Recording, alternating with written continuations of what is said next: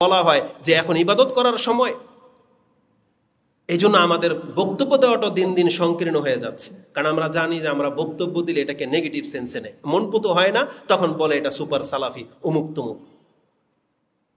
রাসূলুল্লাহ সাল্লাল্লাহু আলাইহি ওয়াসাল্লাম, আসুন আমি আপনাকে দেখাই ফিতনা যখন শুরু হবে তখন কিসের দিকে ইঙ্গিত দিয়েছেন, এটা রাসূলুল্লাহ সাল্লাল্লাহু আলাইহি ওয়াসাল্লামের প্রায় আপনি বক্তব্যের মধ্যে পেয়ে যাবেন। সর্বপ্রথম ইমাম বুখারী রাহিমাহুল্লাহ ফিতনার অধ্যায় শুরুই করেছেন এই হাদিস দিয়ে যে মুসলিমদের জীবনের সবচেয়ে বড় ফিতনা হবে সে তার দিন থেকে মুখ ফিরিয়ে নেবে, দিন পালন করবে না অথবা দিন থেকে মুখ ফিরিয়ে নেবে।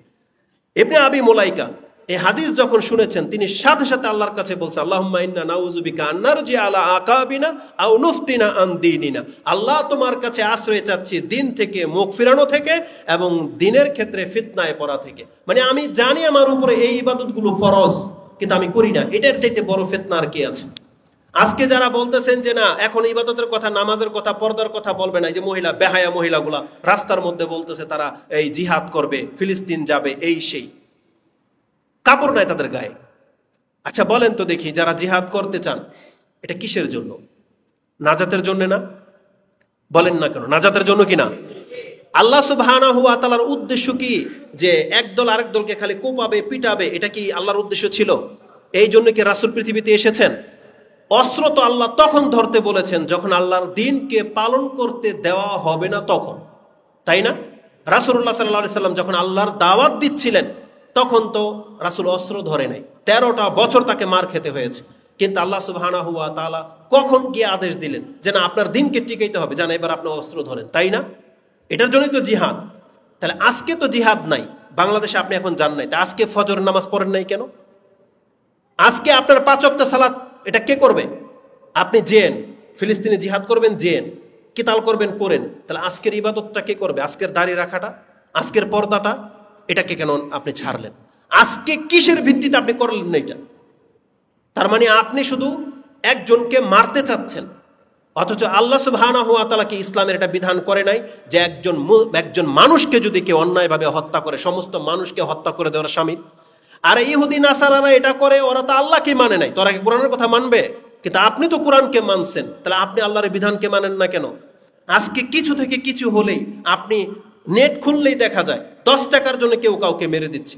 পারিবারিক ঝগড়া, শ্বশুর বউকে জুতা দিয়ে পার দেয়, ওই যে ব্রাহ্মণবাড়িয়া লেগে আছে, একে অপরকে বল্লম বর্ষা দিয়ে মানে ছোড়াছুরি চলতেছে, প্রায় দিনের ঘটনা।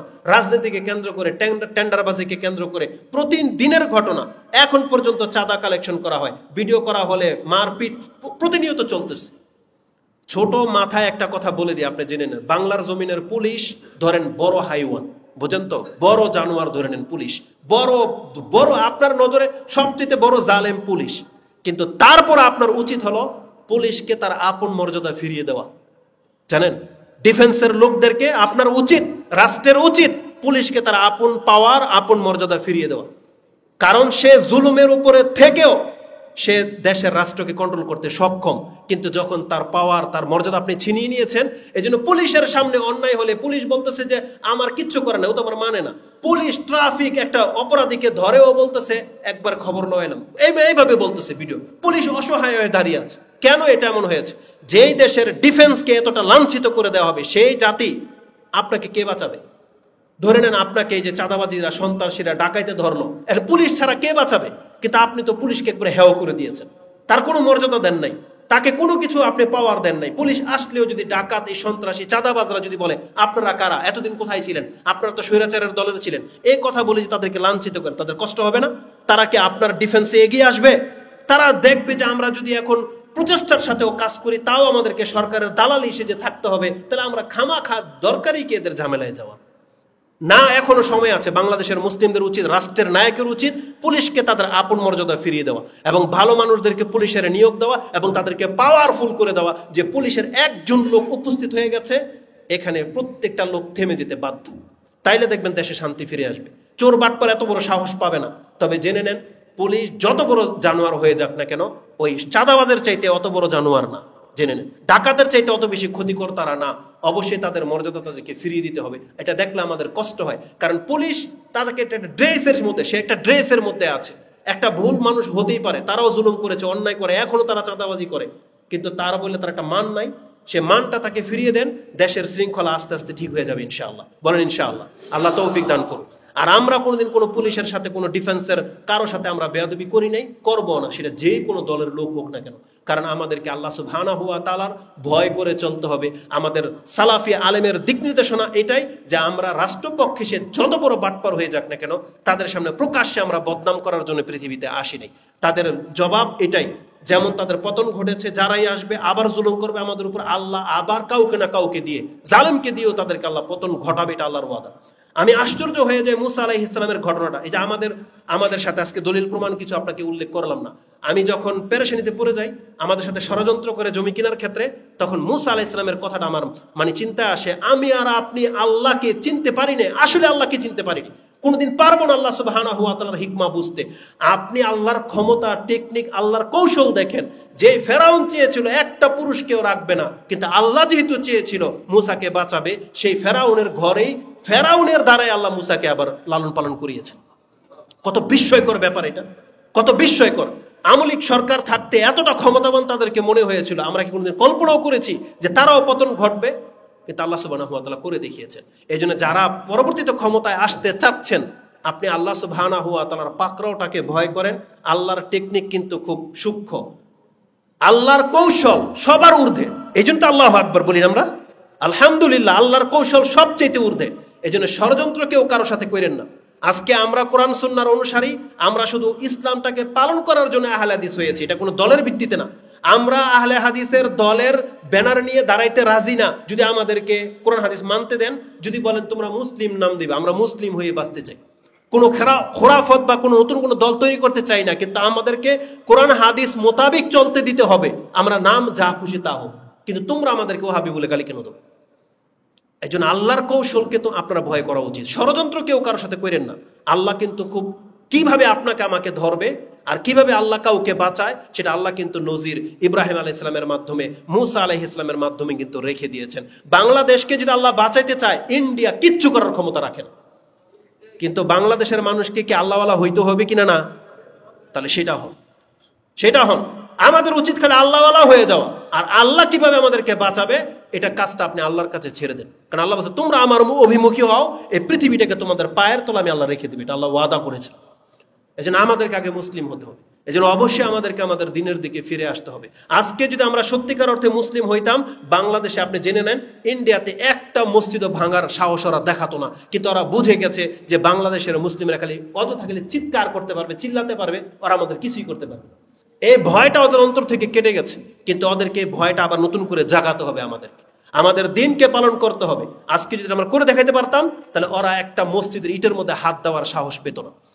এবং এটা আপনি নজির বাংলাদেশ থেকে নিয়ে নেন। যারা হানাফি মাযহাবের, আমি একটা পোস্ট করেছিলাম, হানাফি মাযহাবের বড় আলেমদের দিকে যাবে এই যারা মসজিদ ভাঙে। কেন বলছে? কেন?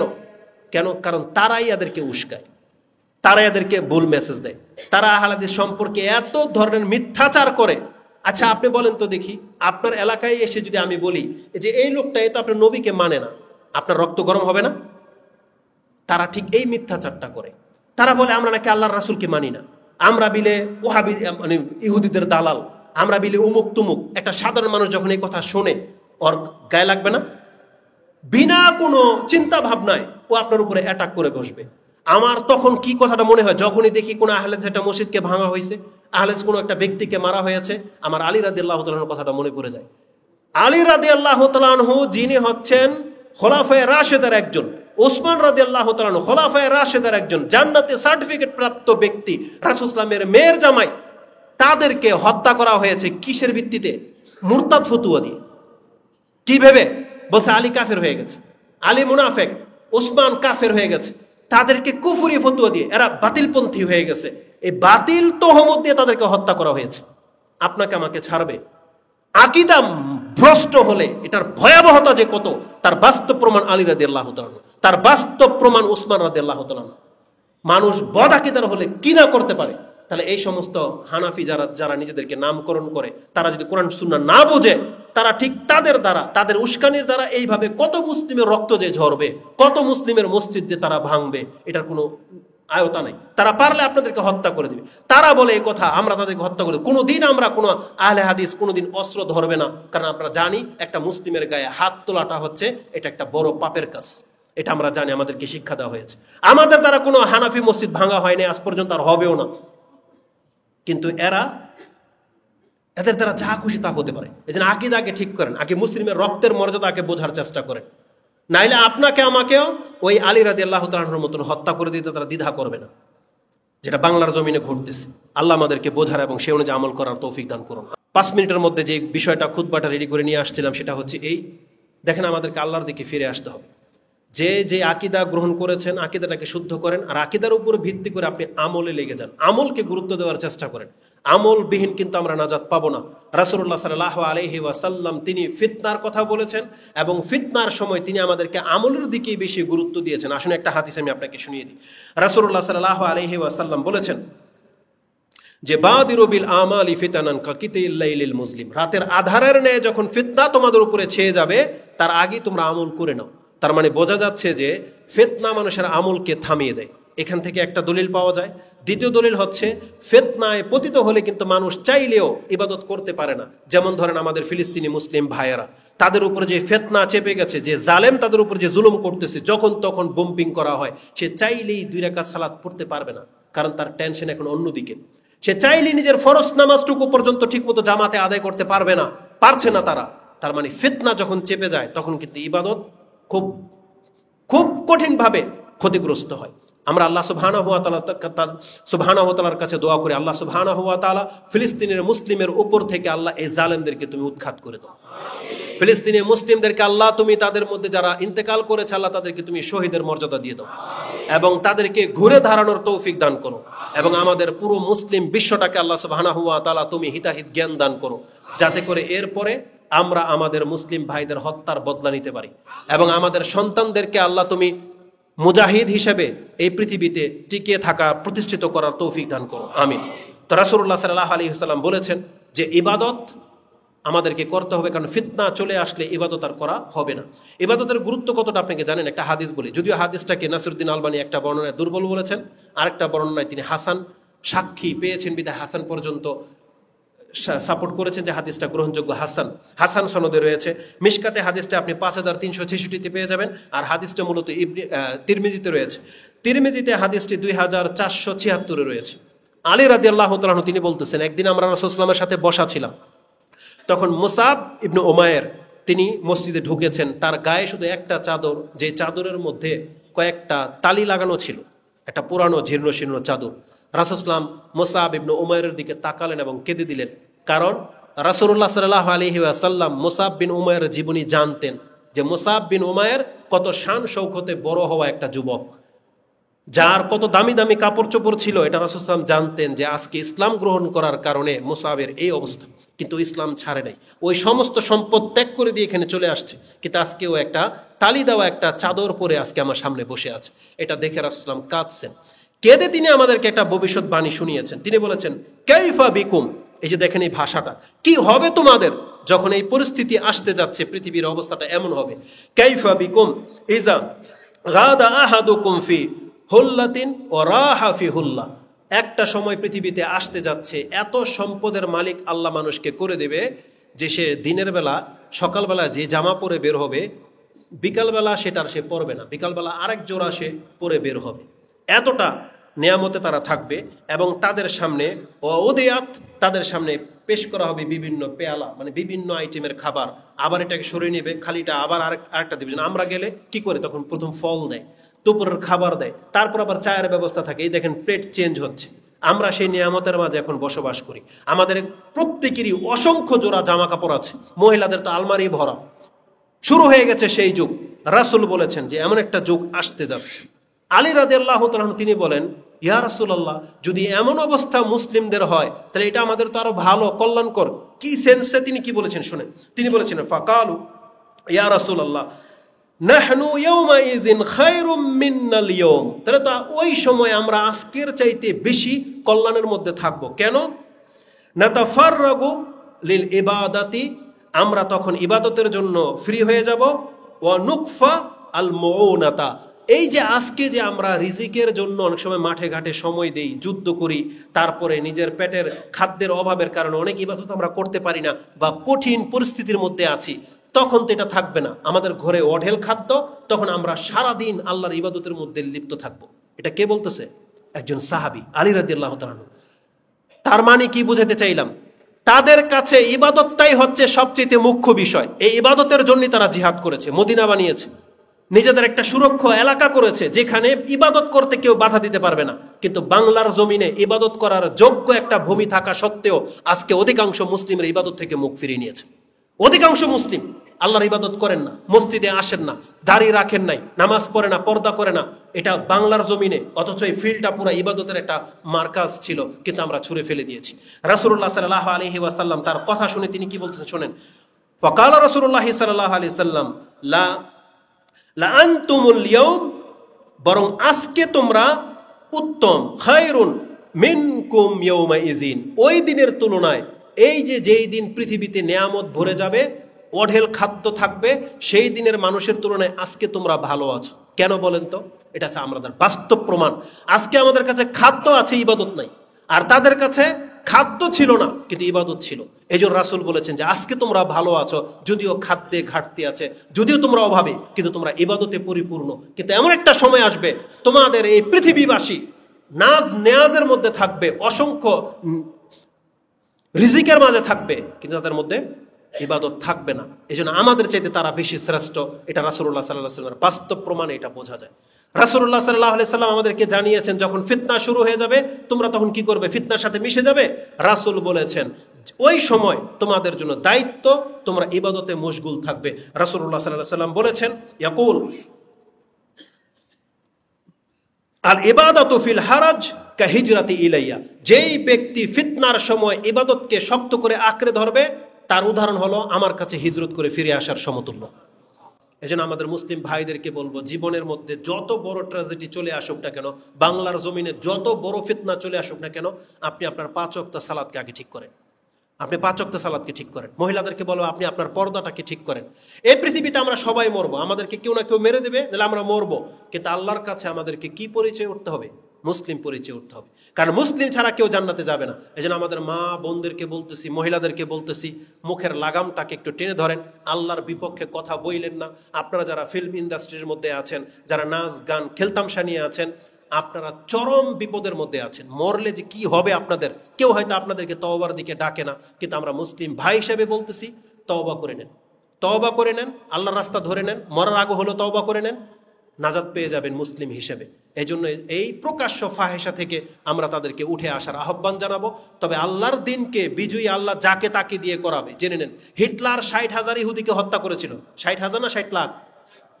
6 লাখ, 60 লাখ। তাহলে হিটলার কি জান্নাতি?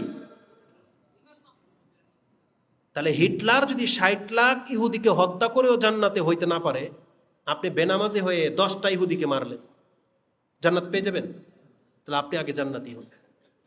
আল্লাহর কাছে তামান্না করেন, আল্লাহ এই হাত দিয়ে অন্তত একটা ইহুদি খ্রিস্টানকে হত্যা করার তৌফিক দিয়ে দাও। কিন্তু এই হাত যেন আল্লাহর কাছে গ্রহণযোগ্য হয়, সেটার আগে দোয়া করে।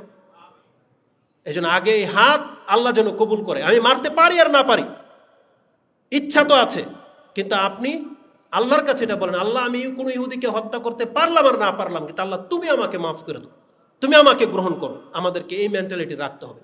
তারপর ইনশাআল্লাহুল আজিজ আমরা যদি আমাদের দিনের জন্য, আমাদের দেশের জন্য যদি কিছু করতে পারি, এটা আমাদের এক্সট্রা বেনিফিট।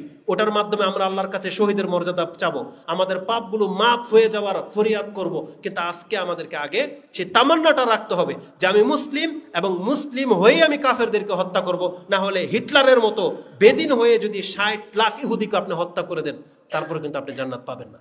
এই জন্য আমাদের মেসেজ থাকবে, আপনি বোঝার চেষ্টা করেন, আগে নিজে নাজাতের চেষ্টা করেন। আগে নিজের নাজাতটা কিসে আছে সেটার দিকে আগে দেখেন। ওই সমস্ত ওই বকবাজ বক্তাদের পেছনে ছুইটেন না, যারা বড় বড় লেকচার দেয়, কিন্তু এখন পর্যন্ত কিন্তু ফিলিস্তিন তারা যুদ্ধ করতে যায় নাই। এই জন্য আপনি ধোঁকা খেয়ে যেন না। আমরা তাদের কথায় ধোঁকা খাই না, আমাদেরকে গালি দেন, সহ্য করে নিচ্ছি। আল্লাহ আমাদেরকে হেদায়েত দান করুক, আমিন। আমি আর কথাকে লম্বা করবো না, শুধু এতটাই বলবো, আমরা আল্লাহর কাছে দোয়া করতেছি, আল্লাহ এই কাফেরদেরকে, একটা কাফেরদেরকে তুমি ছেড়ে দিও না। আল্লাহুম্মা লা তাজার আলাল আরদি মিনাল কাফিরিনা দাইয়ারা, আল্লাহ একটা কাফেরকে তুমি পৃথিবীতে ছেড়ে দিও না। আর এটা আল্লাহর ওয়াদা যে আল্লাহ বলছে আমি ছাড়বো না।